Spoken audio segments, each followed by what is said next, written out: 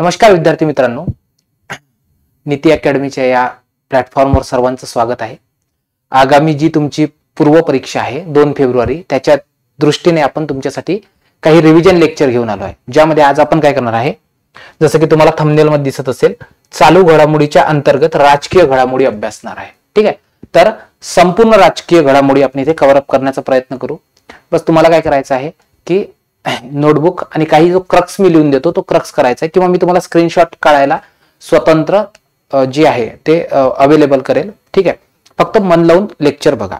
या वर्षातील सर्वात महत्त्वाच्या घडामोडी राजकीय घडामोडीमध्ये ती म्हणजे 18वी लोकसभा। आता व्यवस्थित लक्ष द्या, ही जी 18वी लोकसभा आहे, लोकसभा LS लिहितोय मी याला, या संदर्भात काही महत्त्वाच्या घडामोडी आता आपण जाणून घेऊया।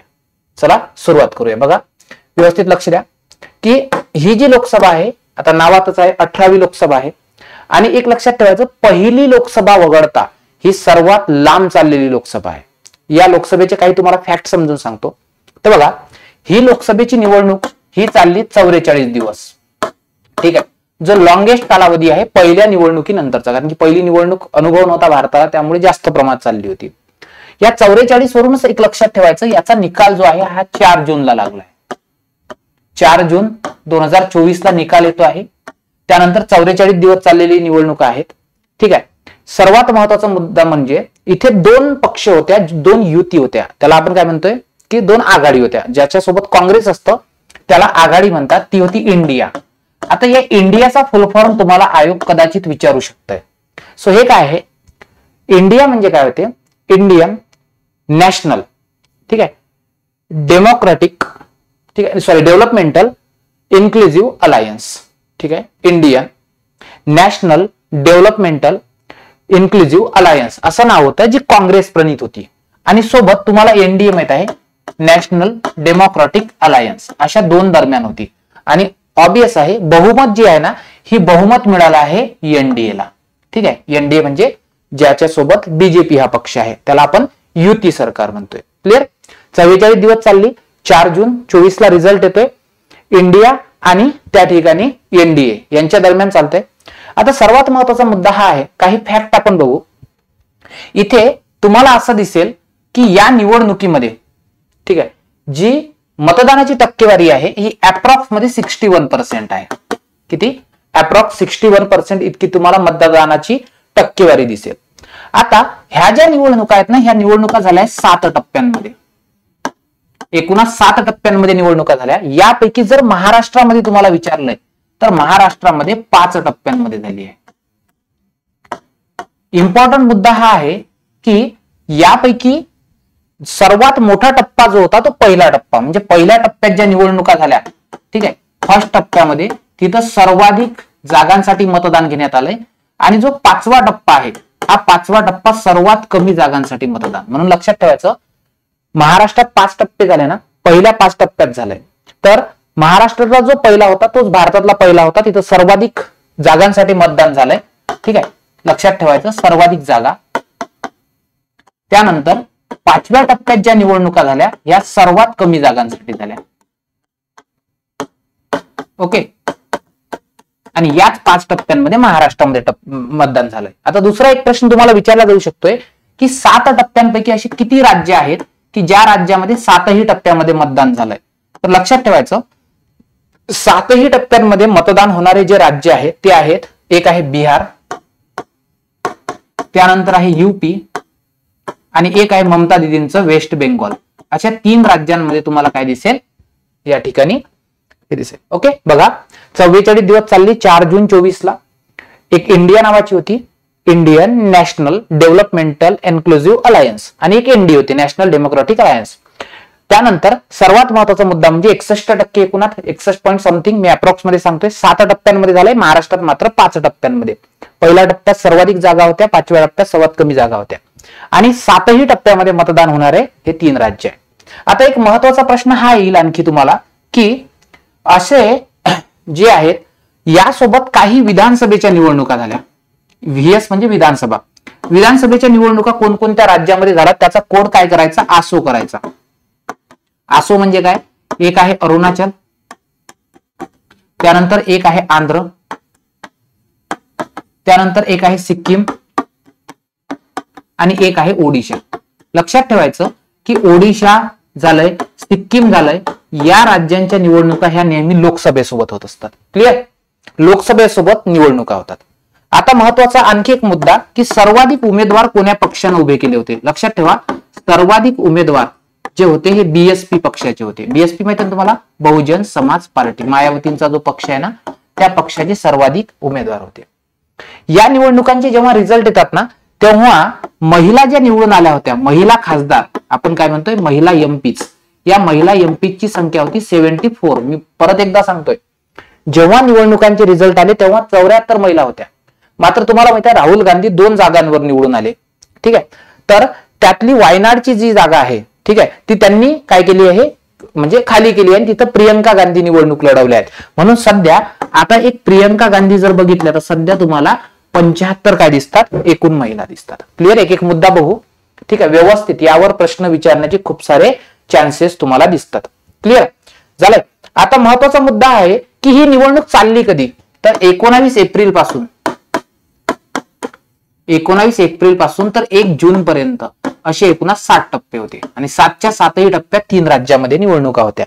4 राज्यांच्या विधानसभाच्या निवडणुका सोबत सोबत झाल्या. ते 4 राज्य तुम्हाला सांगितलंय. आता महत्वाचा मुद्दा हा आहे की सर्वात मोठा मतदारसंघ कोणता आहे लोकसंख्येनुसार, तर सर्वात मोठा लोकसंख्येनुसार मतदारसंघ आहे तो म्हणजे मलकाजगिरी. मलकाजगिरी मी लोकसंख्येनुसार म्हणतोय, लोकसंख्या म्हणजे मतदारसंख्येनुसार. ठीक आहे, आणि सर्वात लहान कोणता आहे, तर सर्वात लहान ऑब्वियस आहे लक्षद्वीप असेल. इथे सर्वात कमी आहे. हा कशानुसार म्हणतोय, हा म्हणतोय संख्येनुसार, सर्वात कमी आणि सर्वात मोठा. पण जर तुम्हाला बाय एरिया विचारलं, एरिया म्हणजे क्षेत्रफळानुसार, तर लक्षात ठेवायचं बाय एरिया सर्वात मोठा तुम्हाला दिसेल लडाख, हा सर्वात मोठा आहे. ओके, याला अप्पर एरो दाखवतो. आणि चांदणी चौक जो आहे, हा चांदणी चौक तुम्हाला सर्वात लहान दिसतोय. चांदणी चौक कुठे, दिल्लीमध्ये. क्लिअर? व्यवस्थित स्क्रीनशॉट करून घ्या. ठीक आहे, चला पुढे जाऊया आता पुढच्या मुद्द्याकडे. पुढचा मुद्दा आहे की इथे टोटल जागा किती होत्या, तर तुम्हाला माहितीये सध्या 543 जागांसाठी निवडणुका होतात. 543 जागांसाठी, आणि सर्वाधिक जागा कुठे आहेत, युपी मध्ये आहेत. क्लिअर? आता महत्वाचा मुद्दा आहे की या निवडणुकीमध्ये जो नोटा पर्याय वापरण्यात आला, हा सर्वाधिक कुठे वापरण्यात आला, तर सर्वात जास्त नोटा पर्याय वापरण्यात आला तो म्हणजे इंदोरला. इंदूर जो मतदारसंघ आहे, या इंदोर मतदारसंघामध्ये जवळपास 2 लाख, मी अप्रॉक्स मध्ये आकडेवारी सांगतोय कारण की ती पेपरच्या दृष्टीने महत्वाची नसते, तर सर्वाधिक नोटा पर्याय हा इंदोरच्या निवडणुकीमध्ये. आणि इंदोरचं आणखी एक वैशिष्ट्य आहे, ते लक्षात ठेवा की भारतामध्ये सर्वाधिक लीडने, म्हणजे सर्वात जास्त मताने जर निवडून कोणी आलं असेल, ठीक आहे, तर सर्वात जास्त मताने निवडून आले आहे ज्यांचं नाव आहे शंकर लालवानी. शंकर लालवानी हे बीजेपीचे आहेत आणि यांना सर्वाधिक लीडने निवडून आले आहेत, ते पण इंदोरचेच आहे. म्हणून लक्षात ठेवायचं सर्वाधिक लीड पण इंदोर मतदारसंघातच आहे आणि सर्वात जास्त नोटा पर्याय जो आहे तो याच मतदारसंघात वापरलेला आहे. क्लिअर? आता दुसरा महत्वाचा मुद्दा होईल की सर्वात कमी मताने कोण निवडून आलं, सर्वात कमी लीडने. आणि ही जी आहे, ही सर्वात कमी लीड जी आहे ही तुम्हाला महाराष्ट्रामध्ये दिसते. कुठे? महाराष्ट्रामध्ये. आणि महाराष्ट्रामध्ये सर्वात कमी लीड जी आहे ती आहे रवींद्र वायकरांची. रवींद्र वायकर. क्लिअर? पुढच्या मुद्द्याकडे जाऊया आपण. पुढचा मुद्दा हा आहे की सर्वात वयस्कर आणि सर्वात तरुण खासदार कोण आहे.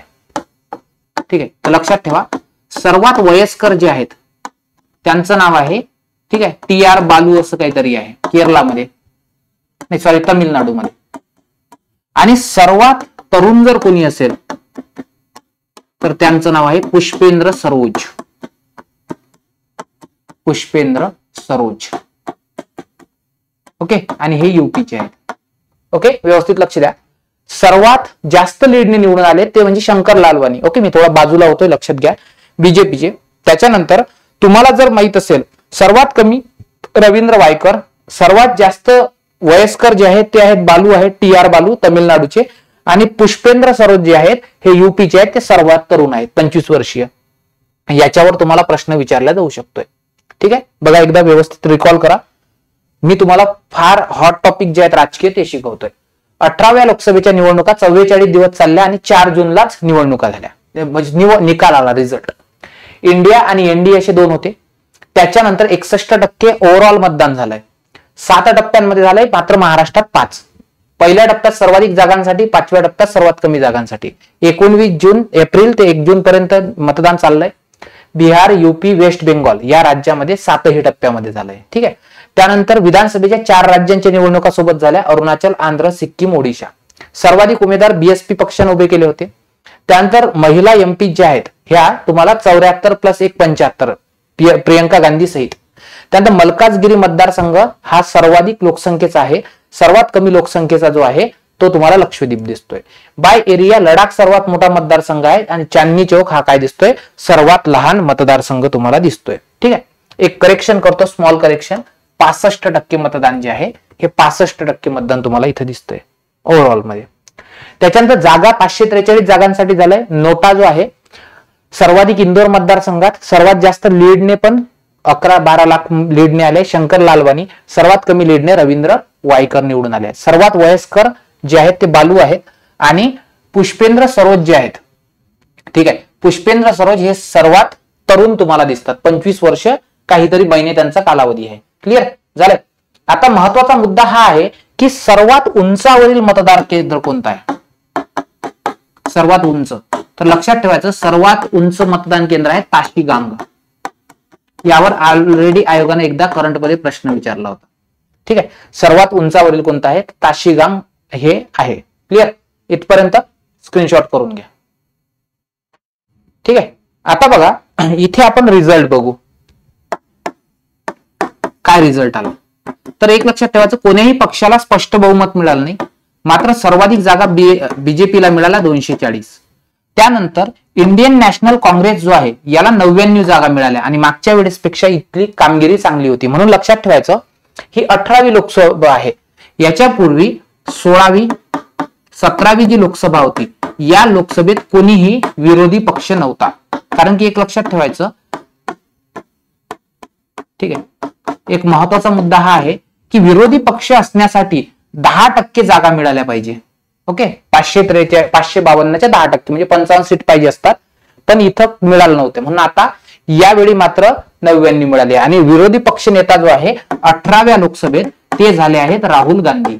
आणि एक लक्षात ठेवायचं, राहुल गांधी त्यांच्या कुटुंबातील 3रे विरोधी पक्ष नेते आहेत. कारण की यांच्या पूर्वी त्यांचे वडील राजीवजी गांधी आणि त्यांच्या आई सोनिया गांधी, ठीक आहे, हे पण विरोधी पक्ष नेते ठरले आहेत. क्लिअर, हा फॅक्ट तुम्हाला क्लिअर केलाय. झाले का, आलं लक्षात. ठीक आहे. सो अशा प्रकारे तुम्हाला जागा दिसतात.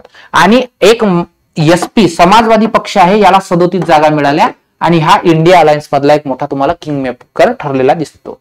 क्लिअर झालंय, समजलं. हे काही महत्वाचे निवडणूक विषयक फॅक्ट होते. आणि सर्वाधिक मतदान जर कोणाला मिळालं तर ऑब्वियस बीजेपीलाच मिळालं आहे, ते म्हणजे 36. क्लिअर. ओके, चला पुढे जाऊया. आता हे झालं याच्या संदर्भात. आता बघू नवीन सरकारचा शपथविधी. ठीक आहे. आता बघा की इथे काय झालंय, नरेंद्र मोदी सरकार जे आहे, ज्याला आपण नमो गव्हर्नमेंट म्हणू, आणि यांची ही 3री टर्म आहे. लक्षात ठेवायचं 3.0.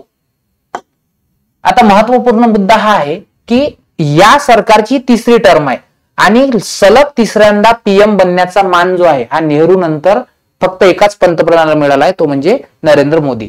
म्हणून लक्षात ठेवायचं, सलग 3ऱ्यांदा, सलग 3rd टाइम जर कोणी असेल तर एक होते नेहरू, आणि आता नेहरू नंतर जर तुम्हाला कोण दिसत असतील तर ते दिसतात मोदीजी. लक्षात ठेवायचं, मोदीजी जे आहेत ना हे गुजरातचे 14वे, यापूर्वी गुजरातचे 14वे सीएम होते मोदीजी. त्यानंतर 2014 मध्ये, ठीक आहे, 2014 मध्ये काय झालंय, जे भारताचे 14वे काय बनले, पीएम बनले. म्हणजे बघा त्यांना ना 14 आकडा जो आहे हा फार लकी आहे. गुजरातचे 14वे सीएम, 2014 ला भारताचे 14वे पीएम बनले. आणि त्यांचा जर कालावधी तुम्ही बघितला तर 2014, ते 2019 ही त्यांची फर्स्ट टर्म होती. 2019 ते 2024 हे सेकंड होती. आणि आता 2024 ते पुढे जी असेल तिथपर्यंत त्यांची तुम्हाला तिसरी टर्म दिसते. म्हणून तुम्हाला त्यांच्या 3 टर्म दिसतात. ओके, आता काही महत्वाचे मुद्दे बघू. कोणाला कोणतं मंत्रीपद मिळालं हा प्रश्न विचारला जाणार नाही, पण काही प्रश्न तुम्हाला काय होतात त्या ठिकाणी विचारले जाऊ शकतात. क्लिअर. आता बघा, जर तुम्हाला विचारलंय मोदी गव्हर्नमेंटमध्ये म्हणजे जे मंत्रिमंडळ आहे, या मंत्रिमंडळामध्ये महिला किती आहेत, तर लक्षात ठेवायचं यामध्ये तुम्हाला 7 महिला दिसतात. एकूण खासदार किती सांगितले मी तुम्हाला, एकूण खासदार सांगितले 75. ओके, 7 जे आहेत त्या महिला मंत्रिमंडळात आहेत. आणि महाराष्ट्रातील मंत्री म्हटले तर 6 मंत्रीपद हे महाराष्ट्राच्या वाट्याला आले आहेत. क्लिअर आले का लक्षात. बघा, नरेंद्र मोदी सलग तिसऱ्यांदा नेहरू नंतरचे दुसरे व्यक्ती आहेत. गुजरातचे 14वे सीएम होते. 2014 मध्ये भारताचे 14वे पीएम झाले होते. 3 टर्म तुम्हाला त्यांचे दिसतात. 14 ते 19 दरम्यान पहिली, 19 ते 24 दरम्यान दुसरी आणि 24 पासून आता तिसरी टर्म तुम्हाला दिसेल. क्लिअर. आणि हा जो शपथविधी आहे, हा शपथविधी जो आहे ना, हा होतोय काय 9 जूनला. कधी 9 जूनला म्हणजे 5 दिवसानंतर 2024 ला काय झाला, दिल्लीला हा शपथविधी झाला. तुम्हाला माहिती आहे राष्ट्रपती देत असतात शपथ. Okay, clear. सो अशा प्रकारे हा तुम्हाला इथे ओथ सेरेमनी किंवा शपथ विधी झालेला आढळून येतोय. काय लक्षात. बघा विद्यार्थी मित्रांनो, आपल्या नीती अकॅडमीचं ऍप जे आहे ते तुम्हाला प्ले स्टोअर वर अवेलेबल झालं आहे. ते कसं डाउनलोड करायचं तर सर्च करायचं, त्याची लिंक मी डिस्क्रिप्शन बॉक्स मध्ये दिली आहे. जर बाय सर्च करायचं असेल तर पवन सर, ठीक आहे, नीती अकॅडमी. ओके, या पद्धतीने तुम्ही काय करू शकता, ते डाउनलोड करू शकता. क्लिअर झालंय. सो ही झाली त्यांची काय शपथविधी. ओके, आता जन्म वगैरे जर विचारला तर त्यांचा जन्म 1950 नंतर आहे. आणि माहिती आहे तुम्हाला स्वातंत्र्यानंतर जन्मलेले ते पहिलेच पीएम ठरतात. ठीक आहे, मी बाजूला होतोय, स्क्रीनशॉट करून घ्या. झालंय. आता पुढची न्यूज आपण शिकतोय. पुढची न्यूज आहे ती म्हणजे सर्वोच्च न्यायालयाच्या संदर्भात. ओके, आता एक लक्षात ठेवायचं, आपलं जे सर्वोच्च न्यायालय आहे, या सर्वोच्च न्यायालयाला हे 75 वर्ष पूर्ण झाले. 75 वर्ष पूर्ण झाली. आता या संदर्भात काही घटनात्मक तरतुदी तुम्हाला समजून सांगतोय. तर लक्ष द्या की आपल्या संविधानाचा जो भाग 5 आहे, जो संघराज्य तरतुदीविषयी बोलतोय, ठीक आहे, संविधानाच्या भाग 5 मध्ये, ठीक आहे, हा जो भाग 5 आहे संविधानाचा, या भाग 5 मध्ये आर्टिकल 124, ठीक आहे, ते 147 पर्यंत म्हणजेच कॅप पर्यंत जे तुम्हाला तरतुदी दिसतात ह्या सर्वोच्च न्यायालयाविषयक तरतुदी दिसतात. लक्षात ठेवायचं 1935 चा जो कायदा झाला होता, 1935 च्या कायद्याने भारतामध्ये फेडरल कोर्ट जो आहे, ठीक आहे, फेडरल कोर्ट, या फेडरल कोर्टची स्थापना केली होती. ठीक आहे, आणि जो चेंबर ऑफ प्रिन्सेस होता त्यामध्ये सर्वोच्च न्यायालयाची स्थापना झाली होती. मात्र जेव्हा भारतीय संविधान लागू झालं तेव्हा आर्टिकल 124 नुसार भारतात सर्वोच्च न्यायालय स्थापन झालं. आणि भारतामध्ये 28 जानेवारी 1950 ला काय झालं होतं, सर्वोच्च न्यायालयाची स्थापना झाली होती. म्हणजे सर्वोच्च न्यायालय ऑलरेडीच होतं, पण त्याला आता घटनात्मक दर्जा मिळाला होता. हे भारतातलं सर्वात वरचं न्यायालय असल्यामुळे याला सर्वोच्च न्यायालय असं म्हणतात. ज्याला अलीकडे ऑब्वियस किती वर्ष पूर्ण झाले असतील तर 75 वर्ष पूर्ण झाले. क्लिअर. आता एक सर्वात महत्वाचं आहे, हे 75 वर्ष पूर्ण झाल्यामुळे इथे 2-3 बदल झाले महत्वाचे, जे महत्वपूर्ण बदल तुम्हाला अभ्यासणं आवश्यक आहे, ज्यावर प्रश्न येऊ शकतात. क्लिअर. आता ते त्यावर मी थोडासा प्रकाश टाकतोय, बघा लक्ष द्या. सर्वात पहिले आपण बघू सर्वोच्च न्यायालयाचा ध्वज. सर्वोच्च न्यायालयानं आता स्वतःचा आपला ध्वज आणलाय. हा ध्वज कसा आहे बघा लक्ष द्या. ध्वजावर ना सर्वात पहिले निळा रंग आहे. त्यानंतर या ध्वजावर सर्वोच्च न्यायालयाची बिल्डिंग आहे. ठीक आहे, सर्वोच्च न्यायालयाचं जे बिल्डिंग आहे ती, त्याचं चित्र आहे. त्यानंतर त्यानंतर भारतीय संविधान जे आहे या संविधानाचं चित्र आहे. ठीक आहे, आणि सोबत महत्वाचं म्हणजे एक टॅग लाईन आहे ज्याचं नाव आहे यतो धर्मस्ततो जय. म्हणजे जिथे धर्म आहे तिथं विजय नक्की आहे. आलं का. अशा टॅगलाईनचा एक नवीन ध्वज या ठिकाणी काय करण्यात आला, म्हणजे अनावरण करण्यात आलं. कळालं, समजलं. असं आता दुसरा महत्वाचा मुद्दा आहे, आणखी एक निर्णय घेतला. तो निर्णय आहे तो म्हणजे काय की या ठिकाणी जी आपली न्याय देवता आहे या न्यायदेवतेची मूर्ती जो आहे तो चेंज करण्याचा निर्णय घेण्यात आला आहे. तर एक लक्षात ठेवायचं, भारतात जो न्यायदेवता आहे ही जुनी होती, एक ग्रीक देवी ज्याला म्हणतो, युनानी म्हणतात सॉरी, एक युनानी जी न्यायाची देवता आहे तिचं नाव होतं जस्टिसिया. बघा लक्ष द्या, जुनी जी मूर्ती होती ना तिचं नाव काय होतं, जस्टिसिया. युनानी मूर्ती होती जस्टिसिया. क्लिअर. आता ती जस्टिसियाच्या ऐवजी आता आपण काय केलं आहे, एक भारतीय न्यायदेवता आणली आहे. भारतीय न्यायदेवता.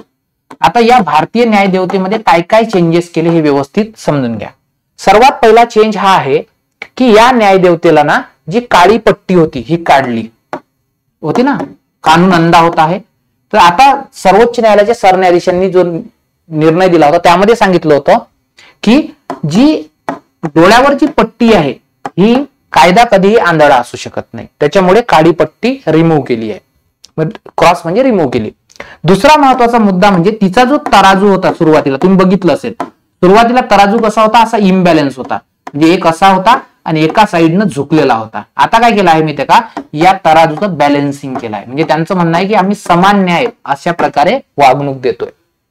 तिसरा महत्वाचा मुद्दा म्हणजे त्या मूर्तीचे जे कापडे आहेत म्हणजे कपडे आहेत हे भारतीय आहेत आणि भारतीय वेशभूषा आहे. ठीक आहे, याला वेशभूषा म्हणू आपण. भारतीय वेशभूषा आहे आणि भारतीय वेशभूषा आहे ऑब्वियस काय असेल, त्या ठिकाणी तुम्हाला त्या वेशभूषेमध्ये साडी दिसते. ठीक आहे, एक साडी आहे आणि डोक्यावर काय आहे, मुकुट आहे. डोक्यावर तुम्हाला मुकुट दिसते. क्लिअर झालं. महत्वाचा मुद्दा म्हणजे दुसऱ्या हातामध्ये आता तलवार ऐवजी संविधान दिलाय, कारण की तलवार ही सुडाचं प्रतीक दिसतंय, तर आता त्या ठिकाणी काय असेल, संविधान असेल. म्हणजे असे काही चेंजेस केले. एकदा इमेज बघून घ्याल तुमच्या लक्षात येईल. काळी पट्टी रिमूव्ह केली आहे, तराजू आता बॅलन्स आहे, सारखा न्याय आहे. त्यानंतर भारतीय वेशभूषा केली आहे, साडी आहे, डोक्यावर मुकुट आहे, तलवारी ऐवजी संविधान दिलाय. असे काही चेंजेस या ठिकाणी करण्यात आले. आलं का लक्षात? ठीक आहे, हे सर्वात महत्वाचं. आता न्याय व्यवस्थेच्या संदर्भातला एक महत्वाचा मुद्दा सांगतोय. इथे 2 मुद्दे क्लिअर करतोय जेणेकरून तुम्हाला मदत होईल. तर एक लक्षात ठेवायचं, आतापर्यंत कोणत्याही राज्यामध्ये जे वॉरंट आणि समन्स काढल्या जातात हे काय केले जातात, हे पत्राद्वारे पाठवले जातात, पोलीस बजावत असतात.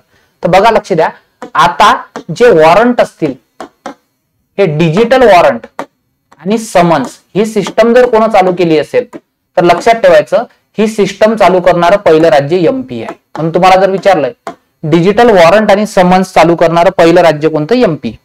दुसरा महत्वाचा मुद्दा आपण इथे बघू की पहिलं भारतातलं डिजिटल कोर्ट म्हणजे ऑनलाईन कोर्ट, पहिलं डिजिटल कोर्ट जे आहे आणि सर्वात महत्वाचं म्हणजे हे 24/7 कोर्ट आहे. आणि हे कुठे आहे, हे कोल्लम केरळमध्ये. ह्या ज्या गोष्टी होतात ना ह्या अशा डिजिटली पहिल्या केरळमध्येच होतात. या गोष्टीकडे लक्ष द्या. डिजिटल कोर्ट कुठे सांगायचं, तर ते सांगायचं कोल्लम मध्ये. आणि महत्वाचा मुद्दा म्हणजे की या ठिकाणी ठीक आहे, आणि डिजिटल कोर्ट कोल्लम मध्ये आणि डिजिटल वॉरंट आणि समन्स कुठे आहे तर तुम्हाला दिसेल. ओके, आता इथेच आणखी एक मुद्दा कव्हर अप करू. म्हणजे आपण काय करतोय, कंपाईल करतोय, सर्व अभ्यास एका ठिकाणी आणण्याचा तुमचा प्रयत्न करतोय. आता महत्वाचा मुद्दा हा आहे की आपल्याला बघावं लागेल भारताचे 51वे सरन्यायाधीश, 51वे सरन्यायाधीश, chief justice of India. Okay, हे ऍब्रिव्हिएशन लिहिले तर चालेल ना, काही प्रॉब्लेम नाही ना. ठीक आहे, तर 51वे जे सरन्यायाधीश म्हणून नियुक्ती झाली त्यांचं नाव आहे संजीव खन्ना, न्यायमूर्ती संजीव खन्ना. आता एक लक्षात ठेवायचं, हे न्यायमूर्ती संजीव खन्ना जे आहे यांच्या घरातील ही तिसरी पिढी म्हटल्यापेक्षा दुसरी पिढी आहे, कारण की यांचे वडील जे होते हे दिल्ली हायकोर्टचे न्यायाधीश होते आणि यांचे काका सर्वोच्च न्यायालयात न्यायाधीश होते. ओके, संजीव खन्ना हे जे आहे यांची कारकीर्द हे दिल्ली न्यायालयातच झाली आहे. हे दिल्ली न्यायालयात सर्वात पहिले दिल्ली हायकोर्टमध्ये हे अतिरिक्त न्यायाधीश होते. त्यानंतर ते दिल्ली न्यायालयामध्ये पूर्ण वेळ न्यायाधीश झाले. ठीक आहे, दिल्ली हायकोर्टमध्ये अतिरिक्त ऐवजी त्यांना पूर्ण वेळ न्यायाधीश बनवण्यात आलं. आणि त्यानंतर सर्वात महत्वाचं म्हणजे 2019 पासून ते काय होते, त्या ठिकाणी सर्वोच्च न्यायालयात त्यांची नियुक्ती करण्यात आली. ओके, आता एक महत्वाचा मुद्दा आहे की यांची जी नियुक्ती आहे ही 51वी सरन्यायाधीश आहे. आणि म्हणजेच यांच्या पूर्वी कोण होतं तर तुम्हाला माहित आहे, यांच्या पूर्वी चंद्रचूड सर होते. आणि आता हे जे आहेत संजीव खन्ना यांची कारकीर्द फक्त 6 महिने असणार आहे. म्हणजे यांचा कालावधी फक्त मे महिन्यापर्यंत असणार आहे, कारण की मे महिन्यात ते त्यांचं रिटायरमेंट आहे. ओके. आणि यांच्या नंतर जर 52वा कोण होईल, कारण की सर्वात सेवा ज्येष्ठ व्यक्ती 2 नंबर कोण आहेत, तर ते आहेत न्यायमूर्ती भूषण गवई. कोण बनेल? न्यायमूर्ती भूषण गवई सर. क्लिअर? ह्या मुद्द्यांकडे व्यवस्थित लक्ष द्या, व्यवस्थित लिहून घ्या. ठीक आहे. बघा 51वे सरन्यायाधीश ओके संजीव खन्ना सर, दिल्ली हायकोर्टमध्ये अतिरिक्त न्यायाधीश होते. त्यानंतर पूर्ण वेळ झाले, 2019 पासून सर्वोच्च न्यायालयात आहे, हे 19 पाहिजे. त्यानंतर पूर्वी जे होते चंद्रचूड सर होते, आणि आता 6 महिन्यांचा त्याचा टेनर असेल, आणि त्यानंतर जे कोणी होईल ते होईल Bhushan Gavai sir. Okay clear? आलं लक्षात? चला स्क्रीनशॉट करून घ्या. आता पुढच्या मुद्द्याकडे जातोय आपण. पुढची महत्वाचा मुद्दा आहे तो म्हणजे महाराष्ट्राची 15वी विधानसभा. ठीक आहे. महाराष्ट्र 15th विधानसभा. ओके चलो समझ लेंगे अब.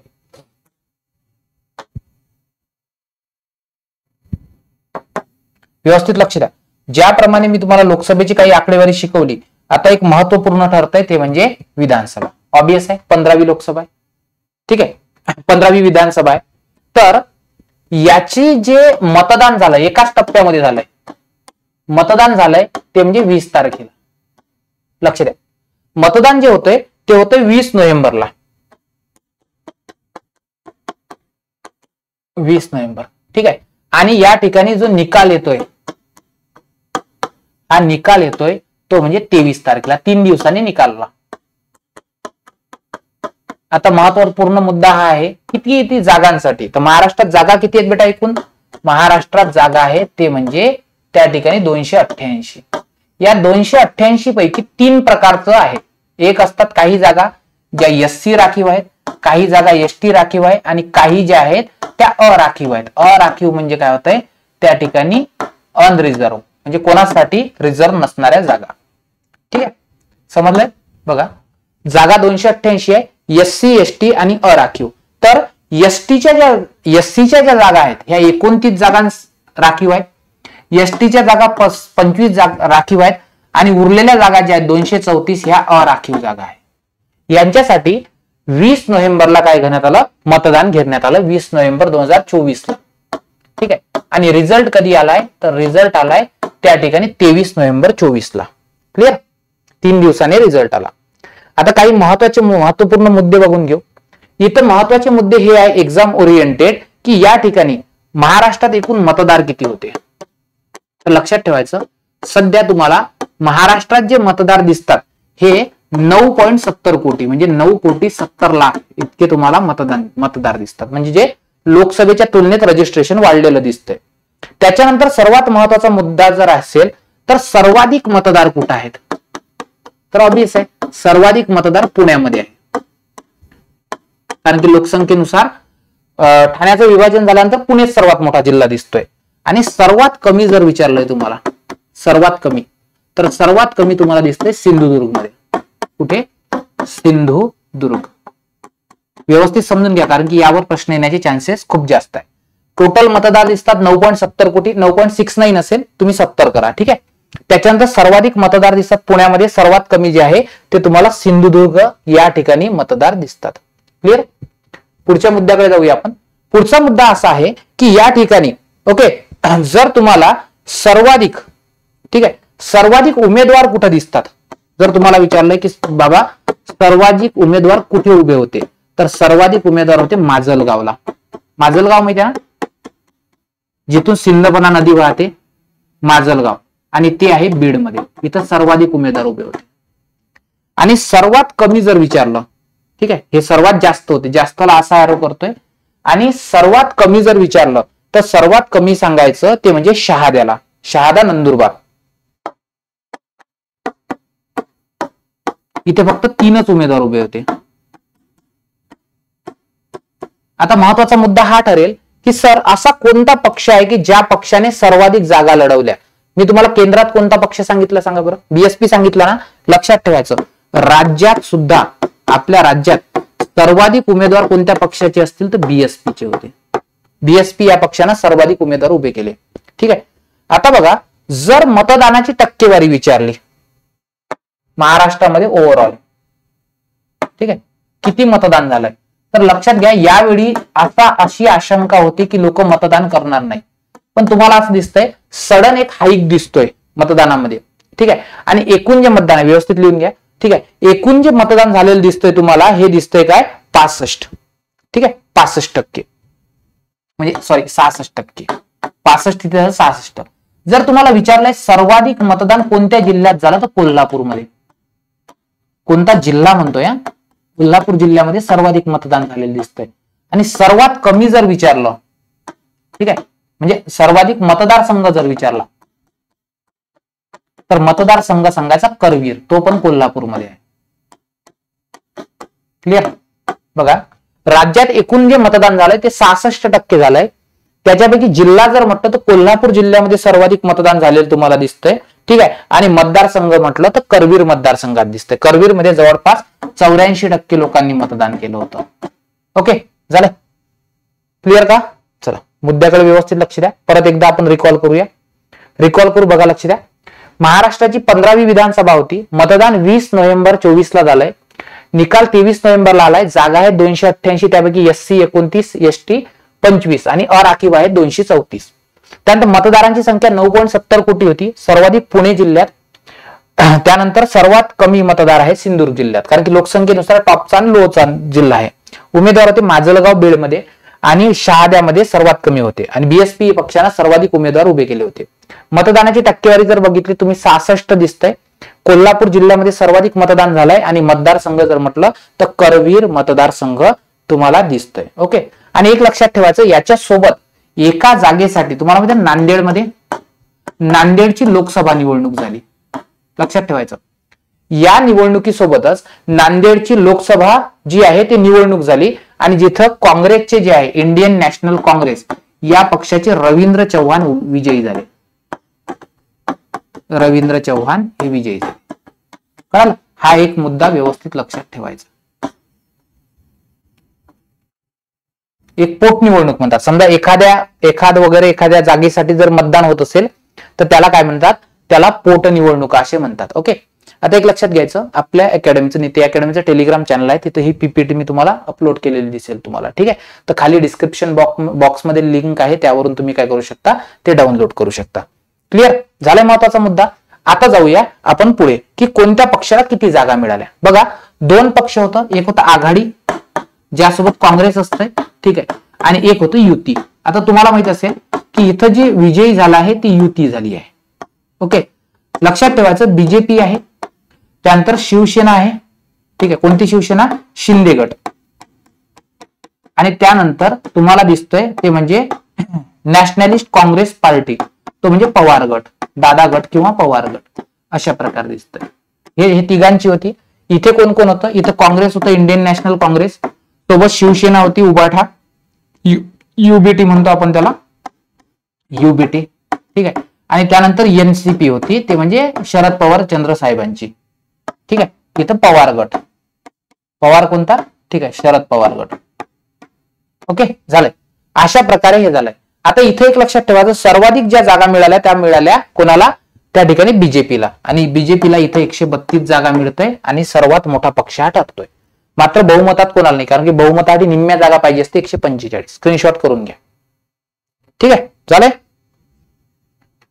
चला आता पुढच्या मुद्द्याकडे जाऊ आपण. पुढचा महत्वाचा मुद्दा हा आहे की सर्वाधिक लीड कोणाला मिळाली. ओके. काय मुद्दा आहे आपला? मुद्दा हा आहे की सर्वाधिक मतं कोणाला मिळाली, सर्वाधिक मताधिक्य आणि सर्वात कमी लीड, सर्वात कमी फरकानं कोण निवडून आलाय, अशा 2 गोष्टीवर तुम्हाला प्रश्न विचारला जाऊ शकतोय. तर लक्षात ठेवायचं, सर्वाधिक याने जे आले ते आहे काशीराम पावरा. येस, काशीराम पावरा हे सर्वाधिक लीडनं निवडून आले. ओके. हे सर्वाधिक लीडनं निवडून आले. आणि सर्वात कमी आहे मुफ्ती मोहम्मद, असं त्यांचं नाव लक्षात ठेवायचं. मालेगाव मतदारसंघ, मुफ्ती मोहम्मद. आणि जर तुम्हाला विचारले की सर्वाधिक तरुण कोण आहे, तर तुम्हाला माहिती आहे RR आबांचे जे सुपुत्र आहेत, ठीक आहे, रोहित पाटील सर्वात तरुण.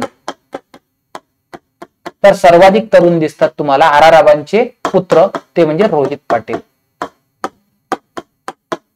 कवठे महांकाळ त्यांचा काय आहे, मतदारसंघ आहे. ओके, झालंय. आता महत्वाचा मुद्दा हा आहे की या निवडणुकीमध्ये एकूण महिला किती निवडून आल्या, तर लक्षात ठेवायचं या ठिकाणी महिला ज्या निवडून आल्या ह्या 22 आल्या फक्त. किती? 22 महिला, जी आकडेवारी फार कमी आहे. आता तर ठीक आहे, आता पुढच्या निवडणुकीपासून तर काय होईल, नारी शक्ती वंदन अधिनियम लागू झालेला असेल, त्यामुळे महिलांची संख्या 1/3 झालेली असेल. बघा, सर्वाधिक मताधिक्य काशीराम पावरा, त्याच्यानंतर आहे मुफ्ती मोहम्मद सर्वात कमी, सर्वात तरुण रोहित पाटील दिसत आहे, आणि वुमन ज्या आहेत ह्या तुम्हाला काय दिसतात, 22 दिसतात. आलं लक्षात? ठीक आहे. सो हे काय होतं, ही होती राज्याची निवडणूक. ओके, चला पुढच्या न्यूज कडे जाऊया. बघा, आपण कोणकोणत्या काय काय बघितले न्यूज सर्वात पूर्वीपासून. 18वी लोकसभा बघितली, त्याच्यानंतर पुढे तुम्हाला गव्हर्नमेंटच्या बघितली, स्थापना बघितली. ठीक आहे. त्यानंतर 75 वर्ष कंप्लीट झाले आणि काही महत्वाचे पॉइंट्स बघितले, की पॉइंट्स. सोबतच 15व्या लोकसभेची काही महत्वाची माहिती बघितली. आता पुढच्या न्यूज कडे जातोय, ज्याला म्हणतात वन नेशन वन इलेक्शन. माहिती तुम्हाला, अलीकडे एक समिती गठीत झाली होती, रामनाथ कोविंद समिती, जी होती वन नेशन, ठीक आहे, वन इलेक्शन साठी. ठीक आहे, चलो याबद्दल थोड्याशा काही गोष्टी बघून घेऊ.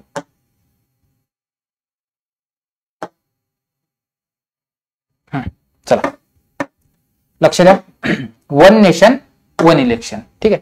तर अशाच काही तुम्हाला चांगले व्हिडिओ पाहिजे असतील, कंबाईन, सरळ सेवा, इतर सगळ्या परीक्षांच्या संदर्भात, तर तुम्ही आपल्या चॅनलला सबस्क्राईब करू शकता आणि शेअर करू शकता. ठीक आहे. तर आता बोलतोय आपण काय, वन नेशन वन इलेक्शन. याची जी समिती होती, जर तुम्हाला प्रश्न विचारलाय समिती कोणती आहे, तर समिती सांगायची रामनाथ कोविंद समिती. तुम्हाला माहिती आहे, भारताचे माजी राष्ट्रपती होते आणि ज्येष्ठ विधिज्ञ आहेत, म्हणजे वकील होते ते. या समितीने काय केलं, आपला जो अहवाल सादर केलाय, ठीक आहे, हा अहवाल सादर केल्यानंतर हा अहवाल 2024 ला सादर केला आणि या समितीचा अहवाल हा कॅबिनेटमध्ये मंजूर झाला. आता बघा याचे इम्पॅक्ट काय होतील. पहिली गोष्ट एक समजून घ्यायचं की हे विधेयक संसदेत नामंजूर झालंय. नामंजूर म्हणजे पारित झालं नाही. तर लक्षात ठेवायचं, यांचं काय म्हणणं आहे की आता 2 टप्प्यामध्ये कार्यक्रम होत जाईल. पहिला टप्पा असेल जिथं तुम्हाला लोकसभा आणि विधानसभेच्या सोबत निवडणुका दिसतील. आता हे कसं शक्य होतं हे पुढे बोलू आपण, फक्त एक समजून घ्या की प्रथम टप्प्यात लोकसभा आणि विधानसभेच्या सोबत सोबत निवडणुका होतील आणि जो सेकंड टप्पा असेल हा सेकंड टप्पा असेल पहिल्या टप्प्यापासून 100 दिवसाच्या आत. लक्ष द्या, पहिला टप्पा हा असेल आणि त्याच्या दुसरा टप्पा हा 100 दिवसाच्या आत असेल. आणि इथं सर्व जे तुमच्या लोकल बॉडीज आहेत, लोकल बॉडीज म्हणजे काय, स्थानिक स्वराज्य संस्था, या स्थानिक स्वराज्य संस्थांच्या निवडणुका होतील. म्हणजे या समितीने सुचवलंय की निवडणुका ज्या घ्याव्यात, पहिले लोकसभा आणि राज्यसभेच्या निवडणुका सोबत होतील. कारण की एक लक्षात ठेवायचं, भारतात सर्वात पहिल्या 1952, 1957, त्यानंतर 1962 आणि 1967 ह्या ज्या निवडणुका आहेत ह्या भारतात सोबत झाल्या होत्या. कोणाकोणाच्या, ह्या लोकसभा आणि विधानसभेच्या. मग का सोबत झाल्या होत्या त्याचं कारण समजून घ्या. कारण की त्यावेळेस संपूर्ण देशात काँग्रेसची लाट होती. काँग्रेस म्हणजेच काय होतं, राजकारण होतं. त्यामुळे राज्यातलं आणि केंद्रातलं सरकार सोबत सोबत चालायचं. मात्र नंतर काय झालं, केंद्रात वेगळं गव्हर्नमेंट, राज्यात वेगळं गव्हर्नमेंट आणि राष्ट्रपती राजवट लागणं वगैरे चालू झालं. सो अशामुळे तुम्हाला काय दिसतंय, गव्हर्नमेंट चेंज झालेले दिसतात. म्हणून ना आता कसं असेल, तुम्ही बघा ग्रामपंचायतची निवडणुका ह्या सोबत सोबत होतात. का सोबत होतात त्याचं कारण समजून घ्या. मी तुम्हाला एक एक्झाम्पल सांगतोय जेणेकरून तुम्हाला हे क्लिअर होईल. आता एक समजून घ्या की समजा तुमच्या गावची ग्रामपंचायत आहे. या ग्रामपंचायतची 1 जानेवारी 24 ला निवडणूक झाली. 24 ला निवडणूक झाली. ठीक आहे. आणि मग यांचा कालावधी किती असेल, 5 वर्ष. म्हणजे आपण असं समजू 1 जानेवारी, ठीक आहे, 29 पर्यंत कालावधी आहे असं आपण समजू. आता समजा काय झालं, सर्वात पहिलं पॅनल जे आहे माझं निवडून आलं. ठीक आहे, पवन सरांचं पॅनल निवडून आलं आणि पवन सरांनी काय केलंय, इथं 1 जानेवारी पासून तर 1 जानेवारी 27 पर्यंत काम केलंय. का बरं, 27 मध्ये ते अवैध ठरले.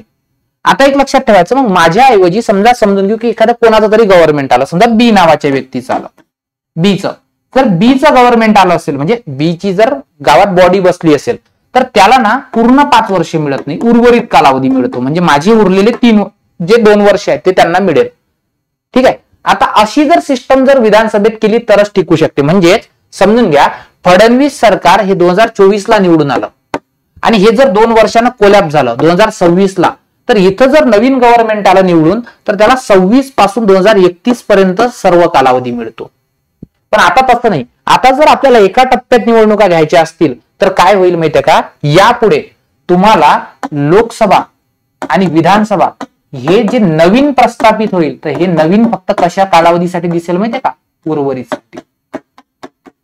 म्हणजे पूर्ण 5 वर्ष मिळणार नाही. जर एखादं सरकार मध्यावधी कोसळलं तर त्यांना उर्वरितच कालावधी मिळेल. अशा प्रकारच्या घटना दुरुस्ती करण्याची गरज आहे. आणि घटना दुरुस्ती करण्यासाठी संसदेचं विशेष बहुमत पाहिजे असतं. जे विशेष बहुमतासाठी विरोधी पक्षाचा पाठिंबा पाहिजे असतो, जो नाही आहे. त्यामुळे ना हे जे विधेयक आहे हे त्या ठिकाणी संसदेत मांडल्यानंतर हा प्रकार घडलाय. सो यासाठी काय झालंय, यासाठी एक संयुक्त म्हणजे जॉईंट पार्लियामेंटरी कमिटी, ज्याला जेपीसी म्हणतात. जेपीसी म्हणजे joint parliamentary committee, JPC English मध्ये जेपीसी, संयुक्त संसदीय कमिटी. आणि या समितीचा अध्यक्ष आहे जगदंबिका पाल. जगदंबिका पाल यांच्या अध्यक्षतेखाली एक समिती गठीत झाली. आता या समितीने काय करायचं आहे, सर्व पक्षांसोबत चर्चा करायची आहे आणि चर्चा करून यावर तोडगा काढायचा आहे की कशा प्रकारे हे विधेयक मान्य होईल. ठीक आहे, एक हे करून घ्या, स्क्रीनशॉट करून घ्या. क्लिअर झालंय. चला पुढे जाऊया. आता महत्वाचा मुद्दा हा आहे की अलीकडे ना 23वा जो आहे, ठीक आहे, 23वा विधी आयोगाला मंजुरी मिळाली आहे. लक्षात ठेवायचं, जो 22वा विधी आयोग आहे, विधी आयोग काय असतं, दर 3 वर्षाने भारतातील सर्व कायद्यांचं पुनर्विलोकन, कारण भारतात कायद्याचं राज्य आहे ना, मग कायद्याचं राज्य असेल तर कायद्यांचं काय करावं लागतं, पुनर्विलोकन करावं लागतं.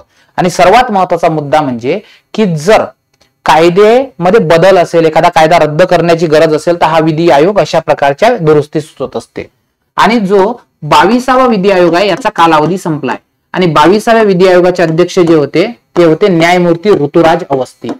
आणि एक लक्षात ठेवायचं, हे ऋतुराज अवस्थी जे होते ना, हे तुम्हाला असं दिसेल की जे कर्नाटकचं उच्च न्यायालय, या कर्नाटकच्या उच्च न्यायालयाचे निवृत्त न्यायाधीश होते. आता आणखी एक कायद्याच्या संदर्भातली एक न्यूज कव्हर करतोय, ती न्यूज समजून घ्या की भारतात नवे फौजदारी कायदे लागू झाले. नवे फौजदारी अधिनियम.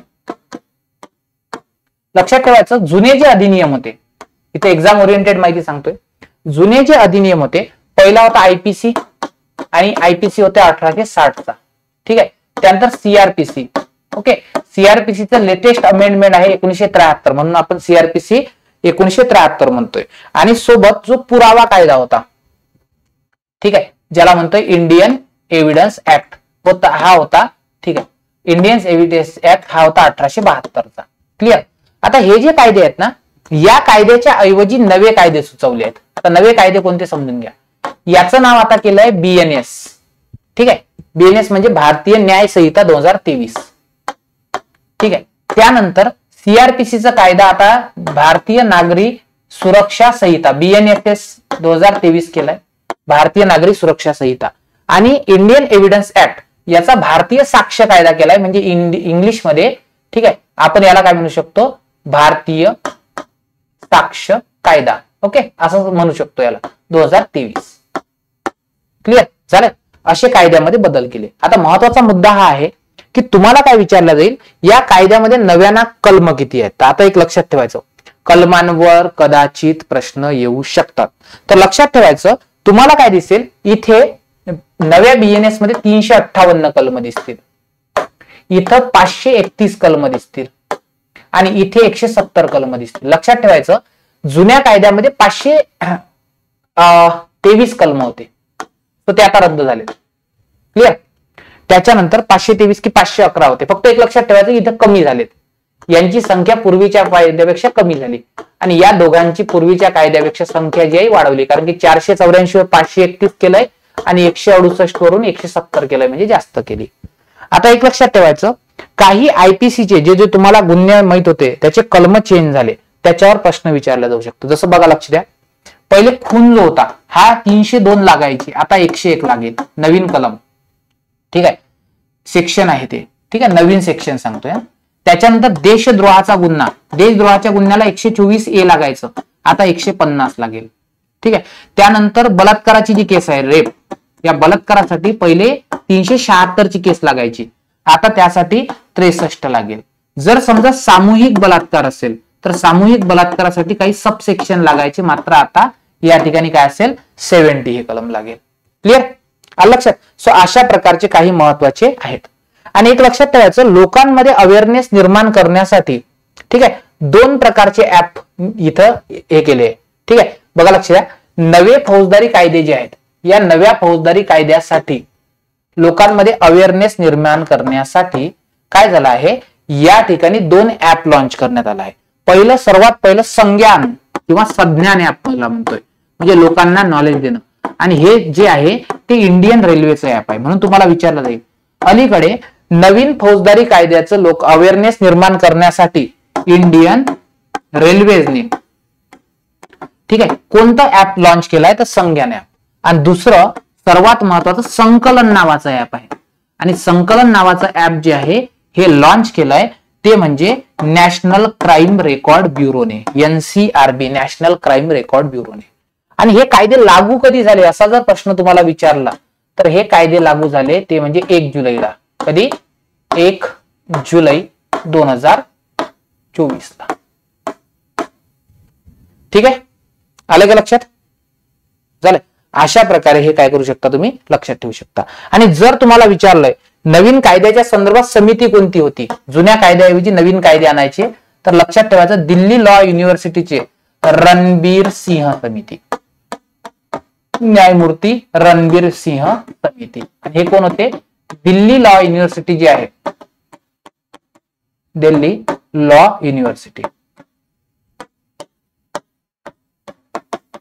त्या युनिव्हर्सिटीचे काय होते? कुलपती होते. ठीक आहे. सो ही समिती तुम्हाला विचारल्या जाऊ शकते. एका ठिकाणी आपण कलेक्टिव्हली अभ्यास करतोय, व्यवस्थित लक्ष द्या, स्क्रीनशॉट करून घ्या. ठीक आहे. चल आता पुढचा मुद्दा आपण शिकतोय तो म्हणजे नागरिकत्व संरक्षण अधिनियम. ठीक आहे व्यवस्थित लक्ष द्या.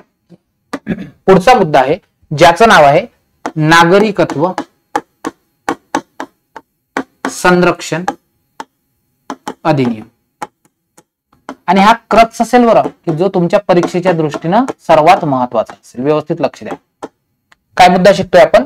नागरिकत्व संरक्षण अधिनियम, ज्याच्यावर तुम्हाला प्रश्न हा विचारला जाऊ शकतोय. 1 मिनिट फक्त.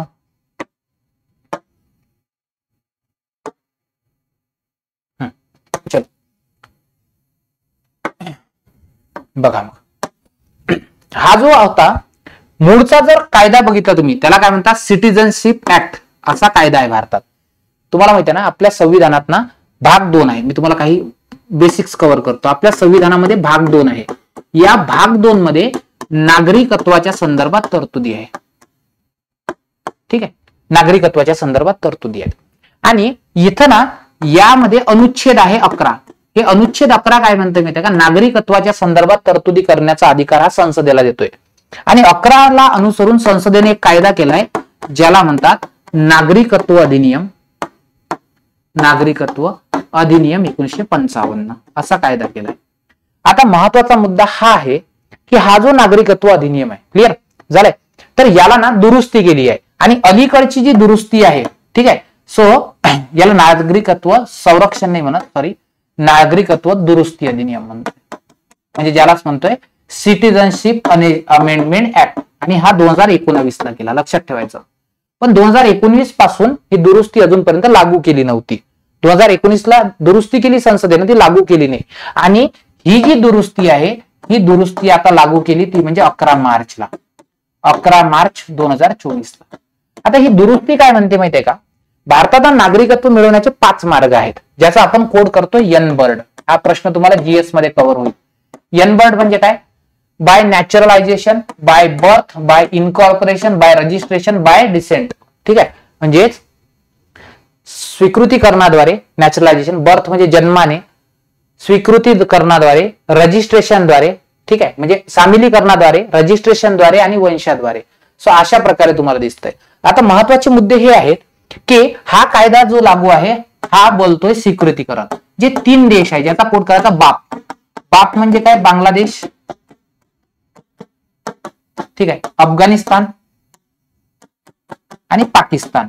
या 3 देशामधून लक्षात ठेवायचं, बाप देश म्हणजे 3 देशामधून बांगलादेश, अफगाणिस्तान आणि पाकिस्तान या 3 देशातून जर 6 अल्पसंख्याक लोक, आता 6 अल्पसंख्याक म्हणजे त्यांच्या देशातले, लक्षात ठेवायचे देश किती आहेत 3, आणि इथले जे अल्पसंख्याक आहे तर हे अल्पसंख्याक किती आहेत, तर हे अल्पसंख्याक दिसतात तुम्हाला 6. 6 अल्पसंख्याक कोण कोण आहेत तर बघा, हिंदू, आता हिंदू त्यांच्या देशात आहेत, त्यानंतर मुस्लिम नाही आहेत, ख्रिश्चन, त्यानंतर शीख, बौद्ध.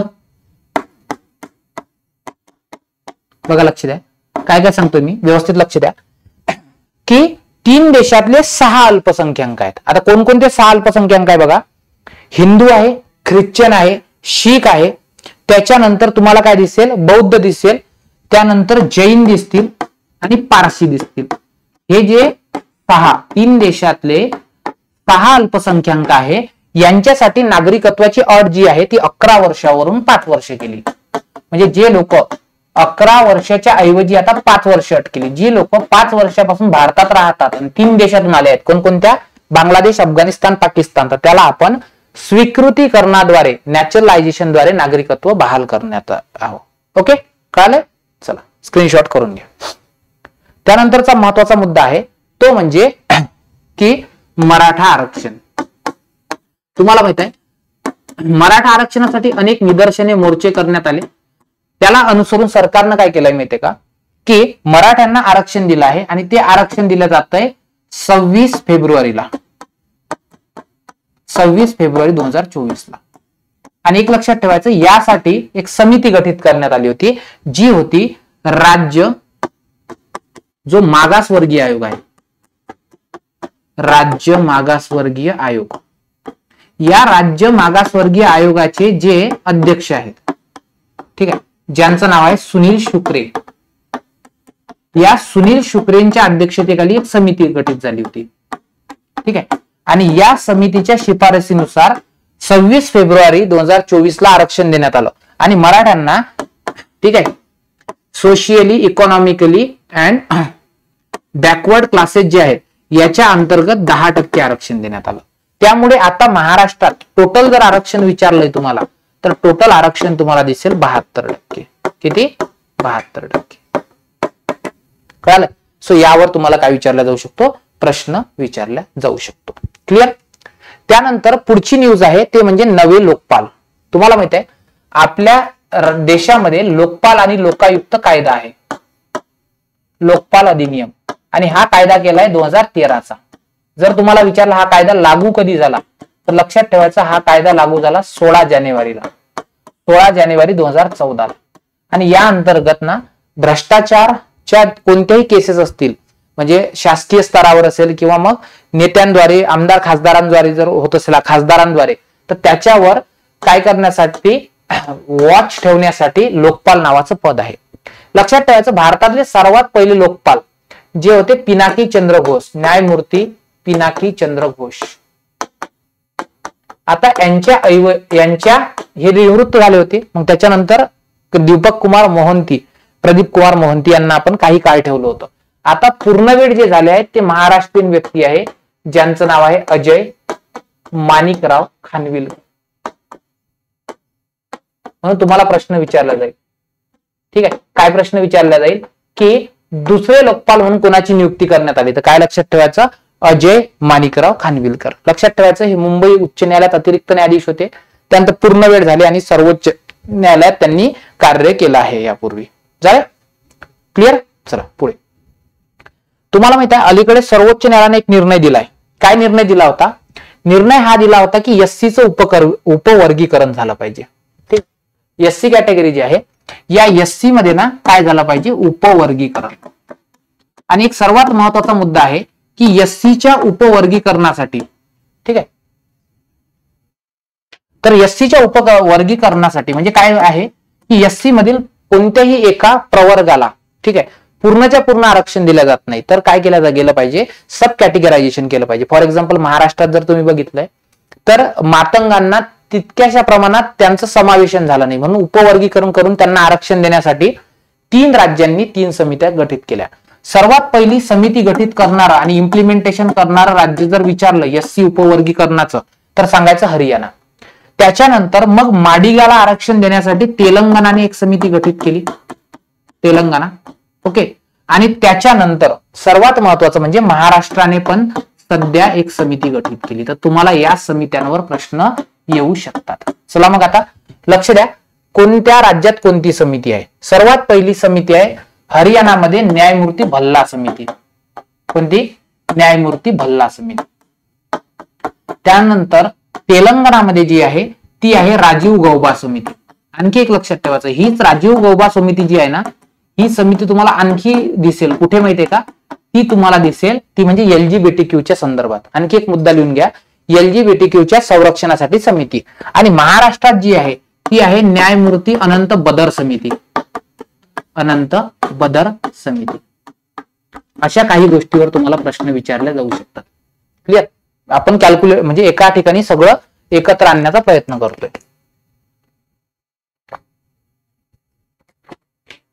लेक्चर थोडंसं लेंदी होईल कारण की हे रिव्हिजन टाईपचं लेक्चर आहे, त्यामुळे लक्ष ठेवा. ठीक आहे.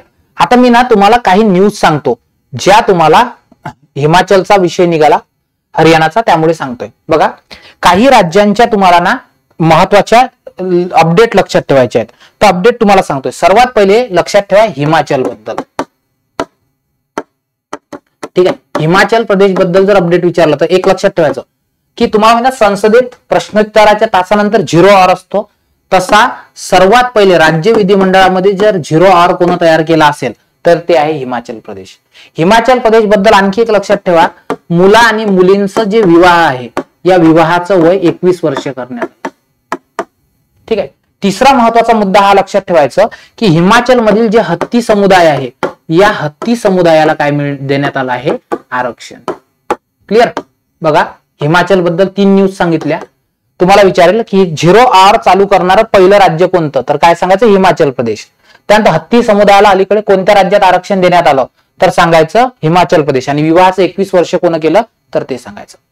त्यानंतर मध्य प्रदेश बद्दल बघू. तर मध्य प्रदेश बद्दल ऑलरेडी 2 न्यूज आपण कव्हर केल्या, परत एकदा लिहून घेऊ. मध्य प्रदेशची सर्वात पहिली न्यूज आहे ती म्हणजे की डिजिटल, ठीक आहे, वॉरंट आणि समन्स. डिजिटल वॉरंट आणि समन्स लागू करणारं पहिलं राज्य. दुसरा महत्वाचा मुद्दा आहे की मध्य प्रदेशच्या संदर्भात आणखी एक आहे, ते म्हणजे तिथं पहिल्यांदा ग्रामपंचायत, जीपी लिहितोय ग्रामपंचायत, ग्रामपंचायतची सर्वात पहिले पेपरलेस निवडणूक झाली. तुम्हाला विचारलं जाईल एकाही कागदाचा वापर न करता ग्रामपंचायतची निवडणूक झाली आणि त्या गावाचं नाव आहे रतुआ रतनपूर.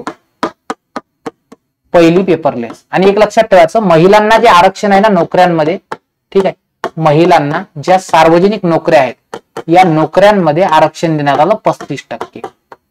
आतापर्यंत 33% होतं, त्या सरकारनं 35% आरक्षण दिलं. म्हणजे तुम्हाला लक्षात येईल की महाराष्ट्रात जास्त आरक्षण आहे. महाराष्ट्रात 50% ना महिलांना, तर एमपी मध्ये आता अलीकडे 33 वरून 35 केलंय. क्लिअर झालंय? हे झालं या राज्याबद्दल. त्यानंतर तिसरं आपण बघू आसाम बद्दल. अशा एकत्रित करायच्या न्यूज म्हणजे जेणेकरून काय होतं, तुमचे लिंक डेव्हलप होतात.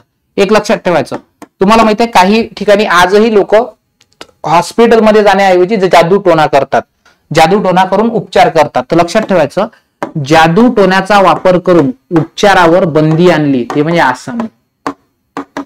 आसाममध्ये आता जादू टोण्याची म्हणजे उपचार करता येत नाही. दुसरं म्हणजे सर्वात महत्वाचं मुस्लिम आहेत. आता मुस्लिमांना विवाह आणि मुस्लिमांना जो तलाक आहे या तलाकचं रजिस्ट्रेशन करणे, नोंदणी करणं काय केलंय? कंपल्सरी केलंय. ठीक आहे. अजून एक मुद्दा, काही वन लाइनर कव्हर अप करू आपण. एक वन लाइनर लक्षात ठेवायचं, एक शमीभा पाटील नाव लक्षात ठेवा. शमीभा पाटील. ठीक आहे. बोर्डवर लिहिण्याचं एक कारण आहे की हे तुम्हाला लिहून दिलं तर चांगल्या प्रकारे तुम्ही सोबत नोट्स काढायच्या. शमीभा पाटील या निवडणुकीमध्ये पहिल्या तुम्हाला तृतीयपंथी उमेदवार दिसतील. लक्षात ठेवायचं, महाराष्ट्रात ज्या निवडणुका झाल्या या उमेदवारांमध्ये रावेर जो मतदारसंघ आहे जळगावचा, रावेर मतदारसंघ, या रावेर मतदारसंघामध्ये तुम्हाला शमीभा पाटील या काय दिसतात? तृतीयपंथी उमेदवार या ठिकाणी दिसतात. अजून एक लक्षात ठेवायचं, दक्षिण बंगळुरू जो आहे, ठीक आहे, हा जो जिल्हा आहे दक्षिण बंगळुरू, या दक्षिण बंगळुरू जिल्ह्याचं नामकरण आता रामनगर करण्यात आलंय. तुम्हाला कदाचित प्रश्न विचारला जाऊ शकते की दक्षिण बंगळुरूचं नाव काय करण्यात आलं, तर सांगायचं रामनगर. शमीबा पाटील बद्दल आपण ऑलरेडी काय केलंय, कव्हर केलंय. ठीक आहे, लिहून घ्या व्यवस्थित. ओके झालंय. तर बघा व्यवस्थित लक्ष द्या. आपण बघू सुरुवातीपासून काय काय कव्हर केलं. 18वी लोकसभेची निवडणूक बघितली. ठीक आहे, त्याच्यानंतर 18वीची डिटेल बघितले. सर्वोच्च न्यायालयाची 75 वर्ष बघितले. त्यानंतर महाराष्ट्राची 15वी निवडणूक बघितली. ठीक आहे, त्यानंतर इथे तुम्हाला काय दिसतंय, नव्या फौजदारी कायद्यांबद्दल सगळं डिटेल बघितलंय ऍप सहित. त्यानंतर नागरिकत्व दुरुस्ती अधिनियम, मराठाच्या आरक्षणाच्या संदर्भात सर्व गोष्टी बघितल्या. लोकपालांची नियुक्ती बघितली. सोबतच तुम्हाला काय दिसतंय, काही वन लाईनर अपडेट बघितले. ओके, आता एक लक्षात करायचं, काय करायचं की रिव्हिजन करत असताना, या विषयाची रिव्हिजन करत असताना फक्त ना कॉन्क्रीट राहायचं आणि सर्व न्यूज एकत्र करायच्या. म्हणजे फॉर एक्झाम्पल तसं ना आपण एमपी बद्दल काही महत्वाच्या बघितल्या, केरला बद्दल काही महत्वाचं बघितलंय. सो असं सर्व एकत्र ठिकाणी तुम्हाला आणता आलं पाहिजे आणि हे एका ठिकाणी आणता येणं सर्वात इम्पॉर्टंट आहे. ओके, आणि ह्या ज्या नोट्स आहेत, ह्या नोट्स तुम्ही तुमच्याकडे, मी सांगितलं जसं की तुम्हाला टेलिग्रामला ह्या पीपीटीज मी तुम्हाला अवेलेबल करून दिल्या आहेत. ह्या पीपीटीज काय करायच्या, पेपरच्या पूर्वी तुम्ही यूज करू शकता. ओके, हे लेक्चर तुम्हाला कसं वाटलं हे जरूर कमेंट बॉक्समध्ये कळवा. नेक्स्ट टॉपिक कोणता असावा हे सुद्धा तुम्ही कमेंट बॉक्समध्ये मेन्शन करू शकता. तुम्हाला सांगितलं आहे की डिस्क्रिप्शन बॉक्समध्ये ऍप लिंक दिली आहे आणि सोबत टेलिग्रामची लिंक पण दिली आहे, जिथं तुम्हाला ह्या पीपीटी मिळालेल्या असतील. Thank you so much. Keep studying. जय हिंद.